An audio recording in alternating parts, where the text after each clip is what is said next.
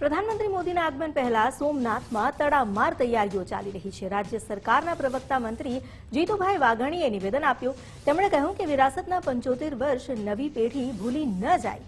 અતૂટ શ્રદ્ધાનું કેન્દ્ર સોમનાથના દર્શન સૌ કોઈ કરે છે, ત્યારે ઘણા સંઘર્ષ પછી મહાદેવના દર્શન કરવાનો આ મોકો મળ્યો છે। મંદિર પરિસરમાં યજ્ઞ, ભૂદેવ દ્વારા શ્લોક ગાન, મોદી સાહેબ નવા વાઇબ્રેશન આપીને જવાના છે તેવી પણ તેમણે વાત કરી। તેમણે કહ્યું કે ભગવાન સોમનાથે તેમને નિમિત્ત બનાવ્યા તેનો આનંદ છે। વિરાસતના 75 વર્ષ સોમનાથ મહાદેવ સરદાર વલ્લભભાઈ પટેલનો કરેલો જીર્ણોદ્ધાર અને કેટલાક વિઘ્ન સંતોષીએ નાખેલા વિઘ્નો છતાં પણ ભગવાન સોમનાથનું આપણો આસ્થાનું કેન્દ્ર માની મોદી સાહેબે 1000 વર્ષ જ્યારે થયા અતિ આક્રમણને ત્યારે પણ 1000 વર્ષની વિશિષ્ટ રીતે સ્વાભિમાન પર્વ તરીકે આપણી આસ્થાને અતૂટ શ્રદ્ધાનું કેન્દ્ર એવા સોમનાથ મહાદેવમાં વિશિષ્ટ સમગ્ર વિશ્વનું ધ્યાન દોર્યું।